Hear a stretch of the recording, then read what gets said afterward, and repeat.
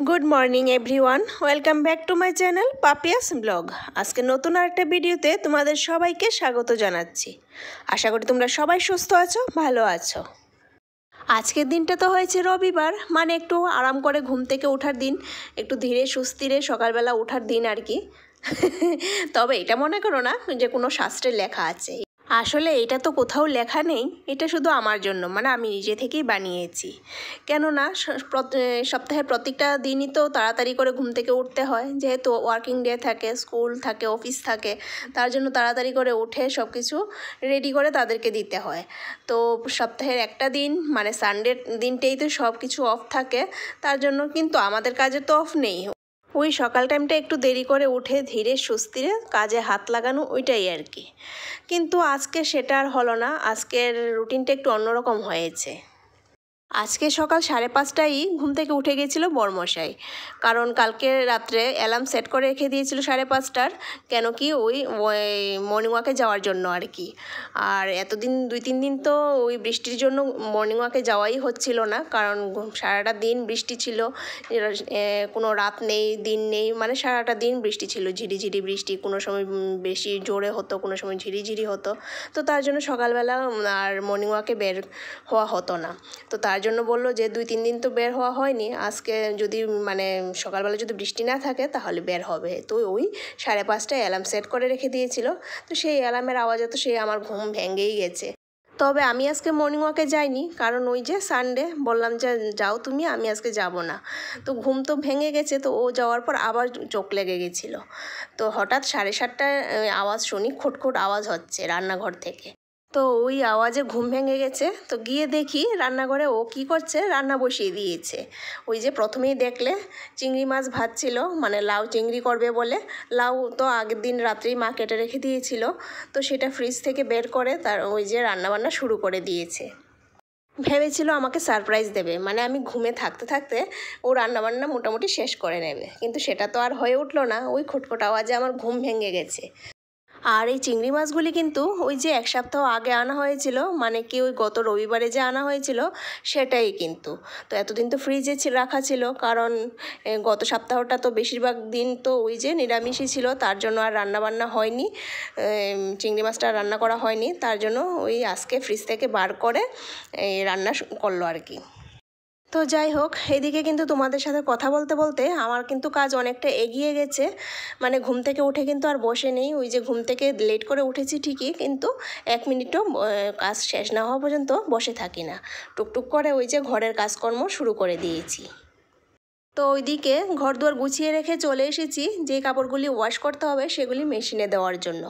কারণ অনেক দিন পর তো আজকে রৌদ্র দেখা দিচ্ছে, তাই ভাবলাম যে আগে মেশিনে কাপড়গুলি দিয়ে দিই, ধোয়া হয়ে গেলে তাড়াতাড়ি শুকিয়ে যাবে। কারণ আবার যদি বৃষ্টি নেমে যায় তাহলে আবার 12টা বেজে যাবে, মানে সারা ঘরে কাপড় চোপড় মেলতে হবে, আর ঘরের মধ্যে একটা বাজে স্মেল হয়ে যায়। তো এতদিন তো বৃষ্টি ছিল, ঘরের মধ্যে মেলতে হয়েছে, তো ঘরের মধ্যে কিন্তু একটা বাজে কীরকম একটা স্মেল হয়ে গেছিলো। তাই ভাবলাম যে তাড়াতাড়ি ধোয়া হয়ে যাক, তাহলে তাড়াতাড়ি শুকিয়ে যাবে। আর যেদিন আমি কাপড় ধুই সেদিন কিন্তু তাড়াতাড়ি মেশিনে দেওয়ার চেষ্টা করি, যাতে তাড়াতাড়ি কাপড় চোপড় ধোয়া হয়ে যায়। কারণ দিনের কোনো বিশ্বাস নেই, এই রৌদ্র এই আবার মেঘলা হয়ে যাবে, এর জন্য আর কি। আজকে কিন্তু আমার রান্নাবান্না থেকে ছুটি। বড়মশাই বলল যে আজকে আমাকে রান্না করতে হবে না, শুধু ওকে হেল্প করতে হবে, মানে সব রান্না ওই করবে। ব্রেকফাস্ট থেকে শুরু করে লাঞ্চ ডিনার সব ওই আজকে রান্না করবে, শুধু ওকে আজকে হেল্প করতে হবে রান্নাবান্নার কাজে আর কি, মানে ওর সাথে আজকে হেল্পার হিসেবে থাকতে হবে। তো চলো, এদিকটাই তো আমার গোছানো ডাস্টিং করা এসব কমপ্লিট হয়ে গেছে, এবার রান্নাঘরে যাই, গিয়ে দেখি ও কী করে, কী হেল্প করতে হবে, চলো। তো আজকে বড়মশাই বলছিল যে ব্রেকফাস্টে আজকে মশলা রাভা ইডলি বানাবে, মানে সুজি দিয়ে যেটা বানাতে হয়। তো তার জন্য এই যে কাজু, ঘিয়ের মধ্যে একটু কাজু ভেজে নিয়েছে লাল লাল করে, তারপর সেই ঘিয়ের মধ্যেই অল্প একটু কারি পাতা, গোটা জিরে, তারপর গোটা মৌরি, আর দিয়ে দিয়েছে একটু সর্ষে। তো সবগুলি একসঙ্গে দিয়ে একটু হালকা করে ভেজে নেবে। তো এদিকে হালকা ভাজা হওয়ার পর আমাকে বললো যে একটু সুজি ঢেলে দাও, তো আমি ঢেলে দিলাম সুজি, মানে যতটুকু পরিমাণ লাগবে সেই পরিমাণ অনুযায়ী সুজি ঢেলে দিলাম। আর সুজি তো একটু ফুলে পরে একটু বেশি হয়ে যায়, তার জন্য এখন অল্প পরিমাণেই দিয়েছি। তো সুজিটা একটু হালকা এই কারি পাতা মশলা এগুলির সঙ্গে ভাজতে ভাজতে আমি বললাম যে তুমি এটা ভাজো, ততক্ষণে আমি একটু চা করে নিই। আর আজকে যে রাবা ইডলি বানানো হচ্ছে সেটা তো একদম ইনস্ট্যান্ট বানানো যায়। এমনিতে নর্মাল যে চাল ডালের যে ইডলি বানানো হয় সেটা তো আগের দিন পেস্ট করে ব্যাটার বানিয়ে রেডি করে রাখতে হয় ফরম্যাট হওয়ার জন্য, কিন্তু রাবা ইডলির মধ্যে সেটা আর করতে হয় না, সেটা ইনস্ট্যান্ট বানানো যায়। তো এদিকে দেখো ওই সুজিটা কিন্তু ভাজা হয়ে গেছে, তো একটা বাটিতে নামিয়ে নিয়েছে। আর এখন এটার মধ্যে এক এক করে সব কিছু মেশাবে, যেমন কি টক দই, একটু পরিমাণ মতো নুন আর একটু পরিমাণ মতো জল। তো সব কিছু মিশিয়ে একটা স্মুথ ব্যাটার তৈরি করে নেবে।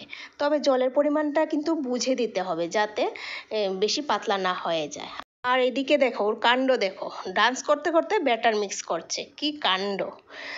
আর এই ব্যাটারটা মিক্স করার পর এখন 15-20 মিনিটের মতন ঢেকে রেখে দেবে যাতে একটু সুজিটা ফুলে সেট হয়ে যায়।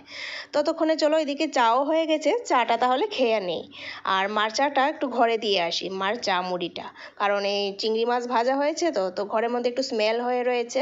আর এই স্মেলে না মার ওই শ্বাসকষ্ট হয় আর কি, অ্যালার্জি আছে চিংড়ির স্মেলে, বা চিংড়ি খেতেই পারে না, স্মেলও নিতে পারে না, শ্বাসকষ্ট হয়।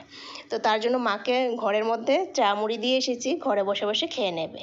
আর এদিকে এখন আমি আর বড়মশাই বসে এই যে সকালের চা মুড়ি, আর ও চা খাবে না, ও ওই যে ছোলা ভেজানো ছিল সেই ছোলাটা খাচ্ছে। তো চা খেয়ে চলে আসলো বাকি প্রিপারেশনটা করতে। একটা তড়কা প্যানের মধ্যে ঘি গরম করে একটু চানার ডাল আর একটু কলাইয়ের ডাল অল্প একটু হালকা ভেজে নিয়ে এই যে ব্যাটারটা ছিল এই ব্যাটারের মধ্যে ঢেলে মিক্স করে নিয়েছে। এবার অল্প একটু পরিমাণ ইনু ব্যাটারটার সাথে মিক্স করে নিয়েছে। আর ইনুটাই কিন্তু এই রাবা ইডলিটা ফুলানোর কাজ করবে। এবার ইডলি বানানোর ছাঁচে একটু তেল দিয়ে গ্রিস করে নেবে, তাতে কি হবে ইডলিটা হওয়ার পর ওঠাতে অনেকটাই সুবিধা হয়ে যাবে। তো এবার দিয়ে দিচ্ছে ওই যে রোস্ট করে রাখা কাজুগুলি, একটা একটা করে প্রত্যেকটা ছাঁচে দিয়ে দিয়েছে। এবার এটার উপর ওই ব্যাটারটা প্রত্যেকটা ছাঁচের মধ্যে দিয়ে দিবে 1 চামচ করে। তবে প্রত্যেকটা ছাঁচে কিন্তু এত ভর্তি করে দেওয়ার প্রয়োজন নেই, কেননা এটা যখন হয়ে যায় তখন কিন্তু একটু ফুলে ওঠে। আর এটার মধ্যে ছাঁচগুলির মধ্যে ও একটু বেশি দিয়ে দিয়েছে, তো যাই হোক কোনো ব্যাপার না। তো ওইদিকে ইডলিটা হতে হতে ইডলির সাথে খাওয়ার জন্য একটু বাদামের চাটনি করে নিই। তো এই বাদামগুলি তো আগেই ভাজা ছিল, এখন শুধু এই খোসাটা ছাড়িয়ে নিচ্ছি। তো খোসা ছাড়িয়ে ভালো করে ঝেড়ে টেরে ওকে রেডি করে দেব, যেহেতু আজকে আমি হেল্পার, তাই না। আর এদিকে বড়মশাই বাদামের চাটনি বানানোর জন্য অল্প একটু তেলের মধ্যে চানার ডাল, গোটা ধনে আর একটু কারি পাতা আর 2টো শুকনো লঙ্কা ভেজে নিচ্ছে। আর এই মশলাগুলি ভাজার পর না, মানে মশলা বলতে এখানে ডাল আর গোটা ধনে আছে, কারি পাতা আছে, তো এগুলি ভাজার পর না খুব সুন্দর একটা স্মেল বেরিয়েছে। তো এগুলি সবগুলি এখন একটা স্মুথ পেস্ট তৈরি করে নেবে। তবে এটার মধ্যে কিন্তু বেশি জল দেওয়া যাবে না, পরিমাণ মতো অল্প অল্প পরিমাণ যতটুকু প্রয়োজন হয় সেই পরিমাণেই জল দিয়েছে, জল দিয়ে একটা স্মুথ পেস্ট তৈরি করে নেবে। আর এদিকে দেখো পেস্ট তৈরি করা হয়ে গেছে, এই যে। আর এই পেস্টটা কিন্তু বেশি গাঢ়ও হয়নি আবার বেশি পাতলাও হয়নি, তবে ইচ্ছে করলে কিন্তু আর একটু পাতলাও করা যায়, সেটা নিজের পছন্দ অনুযায়ী আর কি। এবার এই বাদামের চাটনিটার মধ্যে একটু তড়কা দিয়েছে, সেটা হয়েছে কারি পাতা, শুকনো লঙ্কা আর সর্ষে। বাস রেডি বাদামের চাটনি, আর দারুণ স্মেল বেরিয়েছে, আর সহ্য করা যাচ্ছে না। তো চলো ঝটপট আগে ব্রেকফাস্টটা সেরে নিই। এই যে গরম গরম রাবা ইডলি আর সাথে বাদামের চাটনি। আর ইডলির নিচে যে কাজু দিয়েছিল এটা দেখো, এই যে নিচে কাজুটা দেখা যায়। তো চলো ব্রেকফাস্টটা সেরে নিই। তো ব্রেকফাস্ট সেরে বড়মশাই চলে গেছে বাজারে একটু মাছ আনার জন্য, কারণ মা আর রনি তো ওই চিংড়ি মাছ খাবে না। মা তো খাই না, অ্যালার্জি, শ্বাসকষ্ট হয়। আর রনিকেও দেব না, রনি তো এমনিতে খায় কিন্তু এখন দেব না, এখন একটু পরীক্ষার সময়টা চলছে। আর যদি চিংড়িটা খেলে অ্যালার্জি হয়, কারণ কিছুদিন আগে তো রনির একটু অ্যালার্জি হয়েছিল, অ্যালার্জির প্রবলেম হয়েছিল, তো তার জন্য ভয়ে ভয়ে এখন আর চিংড়িটা দেব না। পরীক্ষাটা যাক, পরীক্ষার পরে না হয় পরে দেওয়া যাবে, চেক করা যাবে যে চিংড়ি খেলে অ্যালার্জি হয় কি না। আর এখন আর দিচ্ছি না, এখন পরীক্ষা চলছে, কারণ পরীক্ষার সময় যদি অ্যালার্জি উঠে তাহলে তো মহা মুশকিল হয়ে যাবে। কারণ কিছুদিন আগে তো অ্যালার্জি হয়ে জ্বরও পর্যন্ত এসেছিল, তার জন্য ভয়ে ভয়ে আর দিচ্ছি না আর কি। একটু খাওয়ার জন্য পরে যদি অসুবিধা হয়ে যায় তাহলে তো মহা মুশকিল হয়ে যাবে, যেমন শরীরের প্রবলেম হবে, শরীরে কষ্ট পাবে, তেমনি তো আবার এদিকে পরীক্ষা চলছে, পড়াশোনার ক্ষেত্রেও মহা মুশকিল হয়ে যাবে। তো সেটা ভেবেই আর দিলাম না। তো এদিকে আমি ব্রেকফাস্ট সেরে কাজে লেগে পড়েছি, আবার ঘর ঝাড় দেওয়া বাকি রয়েছে, তো সেটাই দিচ্ছি। তো ওইদিকে তো চলে গেছে বাজারে, তো ভাবলাম যে ও বাজার করে আসতে আসতে এদিকে আমি ঘরটা ঝাড় দিয়ে নিই। আর ঝাড় দেওয়ার পর যে এত ময়লা দেখছো, এগুলি কিন্তু ঘরের থেকে বের হওয়া ধুলোবালি না, এটা কিন্তু ঝাড়ুর থেকে বেরিয়েছে, মানে ঝাড়ুটা নতুন তো ঝাড় দেওয়ার পর ঝাড়ু থেকে এইসব ফুলগুলি ঝরে ঝরে পড়ছে আর কি। ওই নতুন ঝাড়ু দিয়ে ঝাড়ু দিলে কয়েকদিন এরকমই বের হবে, তাই না? তো যাই হোক, এদিকে আমি ঝাড়ু দিতে দিতে বরমশাইও কিন্তু বাজার থেকে চলে এসেছে মাছ নিয়ে। আর এখানে এই যে জ্যান্ত রুই এনেছে, তো এগুলি একটু নুন দিয়ে ভালো করে ধুয়ে নিচ্ছি। আর জ্যান্ত মাছে তো একটু পিচ্ছিল ভাবটা বেশিই থাকে, নুন দিয়ে কয়েকবার ধোয়ার পরও একটু পিচ্ছিল ভাব যেন রয়েই যায়, তো তার জন্য ভালো করে জল দিয়ে ঘষে ঘষে ধুয়ে নিচ্ছি। তো এখন রান্নার জন্য কয়েকটা পিস রেখে বাকিগুলি এখন ফ্রিজে তুলে রেখে দেব। আর বরমশাইকে বললাম যে মাছের ঝোল আর করতে হবে না, কারণ অনেক সবজি রান্না করা হয়েছে, ডাল আছে, সবজি আছে, তো তার জন্য বললাম যে ঝোল আর রান্না করতে হবে না, একটু ভাজা করে নাও তাহলেই হয়ে যাবে। তো ওকে মাছ ধুয়ে দিয়ে চলে আসলাম ঘরটা মোছার জন্য। আর আজকে ঘরটা একটু সার্ফ দিয়েই মুছবো, কারণ মাঝে মধ্যে একটু সার্ফ দিয়ে না মুছলে দেখবে ঘরটা তেলাক্ত ভাব হয়ে যায়, কারণ এক ঘরের মধ্যেই তো রান্নাঘর, সব কিছুই রান্না করার সময় তো অয়েলি ভাবটা সারা ঘরেই ছড়িয়ে যায়। তার জন্য কিন্তু সপ্তাহে 1-2 বার সার্ফ দিয়ে একটু ফ্লোরটা মুছলে ফ্লোরের মধ্যে এই তেলাক্ত ভাবটা আর থাকে না। তো এদিকে আমি ঘর মুছতে মুছতে ওদিকে কিন্তু ওর রান্নাবান্না মোটামুটি প্রায় শেষের পথে। মাছ ভাজা করে তারপর ওই যে চিংড়ি কয়েকটা রেখে দিয়েছিল পকোড়া বানাবে বলে, তো সেটাও বানিয়ে নিচ্ছে। কারণ অনেকটাই চিংড়ি ছিল, তো কিছুটা লাউয়ের মধ্যে দিয়েছে আর কিছুটা রেখেছে পকোড়া বানাবে বলে। আর এই চিংড়ি তো আর এতদিন, অনেক দিন হয়ে গেছে, 1 সপ্তাহ হয়ে গেছে, আর তো বেশি দিন রাখা সম্ভব না, তো তার জন্য আজকে পকোড়া আর লাউ চিংড়ি দুটোটাই কিন্তু বানিয়ে নিয়েছে। তো এদিকে আমার কাজকর্ম শেষ, এবার যাব স্নান করতে। দুপুরের খাওয়ার দাওয়ার সময় হয়ে গেছে এখন। তো তার আগে এখন করবো হচ্ছে একটু এই যে নিম পাতা ভাজা।